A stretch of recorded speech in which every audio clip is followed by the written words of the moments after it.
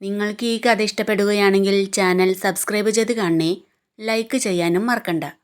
അവൾ പെട്ടെന്ന് തന്നെ ഫോണെടുത്ത് വൈശാഖിൻ്റെ നമ്പർ ബ്ലോക്കിൽ നിന്ന് മാറ്റി. ഉടനെ വൈശാഖിൻ്റെ കോൾ വന്നു. അവൾ ഒരു ഞെട്ടലോടെ സൈലൻറ്റ് ബട്ടൺ തൊട്ട് മ്യൂട്ടാക്കി. എന്നിട്ട് ഡോറിനടുത്തേക്ക് നോക്കി. വിജയരാഘവൻ അവൾ കാണാതെ വേഗം അവിടുന്ന് മറഞ്ഞു നിന്നു. അവൾ എഴുന്നേറ്റ് ചെന്ന് വേഗം ഡോർ അടച്ച് കുറ്റിയിട്ടു. വിജയരാഘവൻ്റെ സംശയങ്ങൾ സത്യമാണെന്ന് അയാൾക്ക് മനസ്സിലായി. അയാൾ അവിടുന്ന് പോയി. ഡോർ അടച്ച് കുറ്റിയിട്ടതിന് ശേഷം അവൾ ബെഡിൽ ചെന്നിരുന്ന് കോൾ അറ്റൻഡ് ചെയ്തു. അവൾ കോൾ അറ്റൻഡ് ചെയ്തപ്പോൾ അവൻ ചോദിച്ചു, എന്താ കോൾ എടുക്കാൻ വൈകിയത്? അവൾ ഒന്നും മിണ്ടാതെ കണ്ണീരൊഴുക്കിയിരുന്നു. അവൾ ഒന്നും പറയുന്നില്ലെന്ന് കണ്ട് അവൻ ഒന്നുകൂടെ ചോദിച്ചു, നിന്നോടാ ചോദിച്ചത് എന്താ കോൾ എടുക്കാൻ വൈകിയതെന്ന്? അച്ഛൻ ഇവിടുന്ന് ഇപ്പോൾ പോയതേ ഉള്ളൂ, അതുകൊണ്ടാ, അവൾ പറഞ്ഞു. നമ്പർ ബ്ലോക്ക് ചെയ്ത് വച്ചാൽ രക്ഷപ്പെട്ടെന്ന് വിചാരിച്ചോ? മുമ്പ് ഞാൻ കുറച്ച് ദിവസം നിന്നെ അവോയ്ഡ് ചെയ്തപ്പോഴേക്കും നിനക്ക് വലിയ വിഷമായിരുന്നല്ലോ. ഇപ്പം നിനക്ക് എന്നോട് സംസാരിക്കാത്തതിൽ വിഷമമൊന്നും ഇല്ലേ? വൈശാഖ് ചോദിച്ചു. പ്ലീസ്, ഒരു തെറ്റും ചെയ്യാതെ എന്നെ ഉപദ്രവിക്കരുത്, അവൾ കരഞ്ഞുകൊണ്ട് പറഞ്ഞു. നിന്നെ ഉപദ്രവിക്കേ? എനിക്കതിന് കഴിയില്ല അഭിന. 2-3 ദിവസം നിന്നോട് സംസാരിക്കാതിരുന്നപ്പോഴാ എനിക്ക് നിന്നെ മിസ് ചെയ്യുന്നുണ്ടെന്ന് എനിക്ക് മനസ്സിലായത്. നിന്റെ അമ്മയും അച്ഛനും ചെയ്ത തെറ്റിന് നിന്നെ എന്തിനാ വെറുതെ ശിക്ഷിക്കുന്നത്? നിന്നെ എനിക്ക് വേണം എന്ന് പറഞ്ഞ് വൈശാഖ് മനസ്സിലോർത്തു. എൻ്റെ ഉദ്ദേശം കഴിയുന്നത് വരെ. വൈശാഖേട്ടൻ ഇപ്പോഴും എന്നെ സ്നേഹിക്കുന്നുണ്ടോ? അഭിന ചോദിച്ചു. ഉണ്ടഭിന, ഞാൻ നിന്നെ മാത്രമേ സ്നേഹിക്കുന്നുള്ളൂ, നിന്നെ മാത്രം, വൈശാഖ് പറഞ്ഞു. അത് കേട്ട് അവളുടെ മനസ്സ് തെളിഞ്ഞു. അവൾക്ക് വല്ലാതെ സന്തോഷം തോന്നി. അവളുടെ കണ്ണുകളിൽ നിന്ന് സന്തോഷാശ്രുക്കൾ പൊഴിഞ്ഞു. എങ്കിൽ ഞാൻ വൈശാഖേട്ടൻ്റെ കാര്യം അച്ഛനോട് പറയട്ടെ. അച്ഛൻ നമ്മളുടെ കല്യാണത്തിന് സമ്മതിക്കും, അവൾ സന്തോഷത്തോടെ പറഞ്ഞു. വേണ്ട വേണ്ട, നിന്റെ അച്ഛനോട് ഇപ്പം പറയണ്ട. കല്യാണം നടത്താനുള്ള സമയമൊന്നും ആയിട്ടില്ല. അത് ഞാൻ പറയാം, അപ്പം അതുപോലെ ചെയ്താൽ മതി. അതുവരെ ഇതൊന്നും ആരും അറിയണ്ട, അവൻ സ്ട്രിക്റ്റായി പറഞ്ഞു. എന്നോട് ഇത്രയും സ്നേഹമുണ്ടായിരുന്നെങ്കിൽ എന്തിനാ വൈശാഖേട്ട ഇങ്ങനെ ചെയ്തത്? എന്തിനാ എൻ്റെ മനസ്സ് വേദനിപ്പിച്ചത്? അഭിന ചോദിച്ചു. സോറി, എൻ്റെ അച്ഛനും അമ്മയും ഇല്ലാതാവാൻ നിൻ്റെ അച്ഛനും അമ്മയാണല്ലോ കാരണം എന്നോർത്തപ്പോൾ എനിക്ക് നിന്നോട് പക തോന്നി. എന്നാൽ നിന്നെ വെറുക്കാൻ എനിക്ക് കഴിയില്ല. നീ അത്രമാത്രം എന്നെ സ്നേഹിക്കുന്നുണ്ടല്ലോ. ആ സ്നേഹം നഷ്ടപ്പെടുത്താൻ ഞാൻ ആഗ്രഹിക്കുന്നില്ല. നിന്നോട് തെറ്റ് ചെയ്തതിന് ശേഷമാണ് എനിക്ക് കുറ്റബോധം തോന്നി തുടങ്ങിയത്. നിന്നോട് സംസാരിക്കാതെ നിന്നെ കാണാതിരുന്നപ്പോഴാണ് എനിക്ക് നിന്നോടുള്ള സ്നേഹം എത്രമാത്രമാണെന്ന് തിരിച്ചറിയാൻ തുടങ്ങിയത്. നിന്റെ സ്നേഹം നഷ്ടപ്പെടരുതെന്ന് തോന്നി തുടങ്ങിയത്, വൈശാഖ് പറഞ്ഞു. അത് കേട്ട് സന്തോഷം കൊണ്ട് അവളുടെ മുഖം വിടർന്നു. അവൾ പറഞ്ഞു, ഐ ലവ് യു വൈശാഖേട്ടാ. ലവ് യു ടു, അവൻ തിരിച്ചു പറഞ്ഞു. അങ്ങനെ പിണക്കവും പരിഭവവും പറഞ്ഞു തീർത്ത് കോൾ കട്ട് ചെയ്ത് സന്തോഷത്തോടെ അഭിന പുറത്തേക്ക് വന്നു. വിജയരാഘവൻ അവളെ ശ്രദ്ധിക്കുന്നുണ്ടായിരുന്നു. അവൾ അനിയൻകുട്ടൻ്റെ റൂമിലേക്ക് പോകാൻ തുടങ്ങിയപ്പോൾ താര പറഞ്ഞു, അനിയൻകുട്ടൻ ഉറങ്ങി. നീ ഇത്ര നേരം എന്ത് ചെയ്യായിരുന്നു? അവന് നേരത്തെ കഴിച്ചു കിടക്കണമെന്ന് നിനക്കറിയില്ലേ? പഠിക്കുകയായിരുന്നു അമ്മേ. കുറച്ച് ദിവസം ലീവായിരുന്നില്ലേ, അതുകൊണ്ട് ഒരുപാട് പഠിക്കാനുണ്ടായിരുന്നു, അഭിന പറഞ്ഞു. കുറച്ച് ദിവസം മൂടിക്കെട്ടിയതുപോലെ ആയിരുന്നല്ലോ നിന്റെ മുഖം. ഇന്ന് തെളിഞ്ഞിട്ടുണ്ടല്ലോ. നിനക്ക് എന്താ പറ്റിയത്? താര ചോദിച്ചു. എനിക്കൊന്നും പറ്റിയില്ലമ്മേ. പനി പിടിച്ചതുകൊണ്ട് അമ്മയ്ക്ക് വെറുതെ തോന്നിയതാവും, അഭിന പറഞ്ഞു. താര അവർക്ക് കഴിക്കാനുള്ളത് എടുത്തു കൊടുത്തു. അവൾ കഴിച്ചെഴുന്നേറ്റ് റൂമിലേക്ക് പോയി. കഴിച്ചെഴുന്നേറ്റ് അടുക്കളയിലെ പണികളെല്ലാം കഴിഞ്ഞ് താര റൂമിലേക്ക് വന്നപ്പോൾ വിജയരാഘവൻ പറഞ്ഞു, അബിയുടെ കല്യാണം വേഗം നടത്തണം. അവൾ പഠിക്കുകയല്ലേ വിജയേട്ടാ, അത് കഴിയട്ടെ. അവൾ പറയുന്നത് ടീച്ചർ ആവണമെന്നാ. അതിന് ഡിഗ്രി മാത്രം പോരല്ലോ, താര പറഞ്ഞു. കല്യാണം കഴിഞ്ഞാലും പഠിക്കാലോ. നല്ല ബന്ധം ഒത്തുവന്നാൽ കല്യാണം നടത്താം.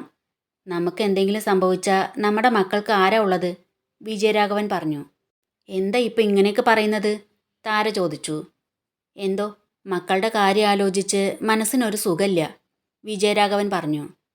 അതാ ഞാൻ പറയുന്നത്, നമുക്ക് നാട്ടിലേക്കൊന്ന് പോയാലോ? ഒരുപാട് വർഷമായില്ലേ. ഇപ്പം എല്ലാവരും മറന്നിട്ടുണ്ടാവും. നമ്മുടെ മക്കൾക്ക് അവരുടെ അച്ഛൻ്റെയും അമ്മയുടെയും ബന്ധുക്കളെ കാണാലോ, താര പറഞ്ഞു. മറ്റെല്ലാവരും മറന്നിട്ടുണ്ടാവും. തൻ്റെ ഏട്ടൻ ഒന്നും മറന്നിട്ടുണ്ടാവില്ല. ബിസിനസ് പാർട്ട്ണർക്ക് പെങ്ങളെ വിറ്റ് കോടീശ്വരനാവാൻ മോഹിച്ചിരുന്ന ആളല്ലേ. നടക്കാതെ വന്നതിൻ്റെ എല്ലാ ദേഷ്യവും മനസ്സിൽ സൂക്ഷിക്കുന്നുണ്ടാവും. ഇപ്പം അവർക്ക് ബന്ധുക്കളെ ഇല്ലാത്തതുള്ളൂ, ശത്രുക്കളില്ല. നാട്ടിൽ പോയി ശത്രുക്കളെ ഉണ്ടാക്കി കൊടുക്കണ്ട, വിജയരാഘവൻ പറഞ്ഞു. താര പിന്നീട് ഒന്നും പറയാൻ നിന്നില്ല. അവർ കിടന്നു. ദിവസങ്ങൾ പിന്നെയും പോയി. ഒരു ശനിയാഴ്ച ദിവസം രാത്രി വിജയരാഘവൻ ജോലി കഴിഞ്ഞു വന്ന് കുളിച്ച് ഫ്രഷായതിനു ശേഷം അഭിനയുടെ റൂമിലേക്ക് പോകുമ്പോൾ അവൾ ഫോണിൽ വൈശാഖിനോട് സംസാരിച്ചുകൊണ്ടിരിക്കുകയായിരുന്നു. വിജയരാഘവനെ കണ്ടതും അവൾ കോൾ കട്ട് ചെയ്തു. എന്താ അച്ഛാ? അവൾ ചോദിച്ചു. മോൾ ആരോട് ഫോണിൽ സംസാരിക്കായിരുന്നെന്ന് തോന്നുന്നു, വിജയരാഘവൻ ചോദിച്ചു. ഞാൻ എൻ്റെ ഒരു ഫ്രണ്ടിനെ വിളിച്ച് സംശയം ചോദിക്കുകയായിരുന്നു, അഭിന പറഞ്ഞു. എക്സാം ആവാറായില്ലേ, നന്നായി പഠിക്ക്, വിജയരാഘവൻ പറഞ്ഞു. ഞാൻ നന്നായി പഠിക്കുന്നുണ്ട് അച്ഛാ, അഭിന പറഞ്ഞു. മോള് ടീച്ചർ ആവണമെന്നല്ലേ പറഞ്ഞത്? അതിന് ഇനിയും പഠിക്കണം, ഡിഗ്രി മാത്രം പോരാ. മോൾക്കറിയാലോ, നമുക്ക് മറ്റാരുമില്ല ബന്ധുക്കളായിട്ട്, വിജയരാഘവൻ പറഞ്ഞു. അതെനിക്കറിയാലോ അച്ഛാ. അതെന്തിനാ ഇപ്പം പറയുന്നത്, അഭിന ചോദിച്ചു. മോളെ, അച്ഛൻ എന്തെങ്കിലും സംഭവിച്ചു പോയാൽ പിന്നെയുള്ള നിങ്ങളുടെ കാര്യമോർത്ത് അച്ഛന് വല്ലാതെ പേടിയുണ്ട്. അതുകൊണ്ട് അച്ഛൻ മോളുടെ കല്യാണം നടത്താൻ തീരുമാനിച്ചു, വിജയരാഘവൻ പറഞ്ഞു. അത് കേട്ട് അവൾ ഒന്ന് ഞെട്ടി. എന്നിട്ട് പറഞ്ഞു. അച്ഛാ, എനിക്കിപ്പോൾ കല്യാണം വേണ്ട അച്ഛാ. നല്ലൊരു ബന്ധം ഒത്തു വന്നിട്ടുണ്ട്. നല്ല കൂട്ടരാ. നമ്മുടെ ട്രാവൽ ഏജൻസിയിൽ ജോലി ചെയ്യുന്ന ഭാസ്കരേട്ടൻ്റെ വീടിൻ്റെ അടുത്താ അവരുടെ വീട്. ചെക്കൻ SIയാ. അച്ഛനും ജോലിയുണ്ട്. ഒരനിയനുള്ളത് പഠിക്കുക. അമ്മയ്ക്ക് ജോലിയൊന്നുമില്ല, വിജയരാഘവൻ പറഞ്ഞു. വേണ്ട അച്ഛാ, എനിക്ക് ഈ വിവാഹം വേണ്ട, അഭിന പറഞ്ഞു. അതെന്താ, നിനക്ക് മറ്റാരോടെങ്കിലും അടുപ്പുണ്ടോ, വിജയരാഘവൻ ചോദിച്ചു. ഒന്നും പറയാനാകാതെ അഭിന വിഷമിച്ചു. അതുകൊണ്ടല്ല, ഒരുവിധം കഷ്ടപ്പെട്ട് അവൾ പറഞ്ഞു. എങ്കിൽ പിന്നെ എല്ലാം ഞാൻ തീരുമാനിച്ചോളാം എന്ന് പറഞ്ഞ് വിജയരാഘവൻ അവിടുന്ന് പോയി. അവൾ എന്ത് ചെയ്യണമെന്നറിയാതെ വിഷമിച്ചു. വേഗം ഫോൺ എടുത്ത് വൈശാഖിനെ വിളിച്ചു. അവൻ അപ്പോൾ മദ്യപിച്ചുകൊണ്ടിരിക്കുകയായിരുന്നു. ഫോൺ എടുത്തു നോക്കി അവൻ പറഞ്ഞു. ഈ പെണ്ണിനെന്താ, ഇപ്പോൾ വിളിച്ചതല്ലേ ഉള്ളൂ. എന്നിട്ട് ആ ഫോൺ അവിടെ തന്നെ വെച്ചു. റിങ് ചെയ്യൽ നിന്നപ്പോൾ വീണ്ടും അവൾ വിളിച്ചു. ശല്യം എന്ന് പറഞ്ഞ് അവൻ കോൾ അറ്റൻഡ് ചെയ്തു പറഞ്ഞു. പറയൂ മൈ ഡിയർ. വൈശാഖേട്ടാ, അച്ഛൻ എനിക്ക് വിവാഹാലോചന തുടങ്ങി. നാളെ ഒരു കൂട്ടുകാരൻ എന്നെ കാണാൻ വരുന്നുണ്ടെന്നാ പറഞ്ഞത്. അത് പറയാനാ അച്ഛൻ ഇപ്പോൾ വന്നത്, കോൾ അറ്റൻഡ് ചെയ്തപ്പോൾ അഭിന പറഞ്ഞു. ഓ വെരി ഗുഡ്, വൈശാഖ് പറഞ്ഞു. വൈശാഖേട്ടാ, എന്താ ഇങ്ങനെ പറയുന്നത്, അഭിന ചോദിച്ചു. ഏതൊരച്ഛൻ്റെ ആഗ്രഹമല്ലേ മകളുടെ വിവാഹം. അതവർ ചെയ്യാൻ ശ്രമിക്കില്ലേ? അവർ ശ്രമിച്ചോട്ടെ, വൈശാഖ് പറഞ്ഞു. വൈശാഖേട്ടനെന്താ കളിയാക്കുക, അഭിന ചോദിച്ചു.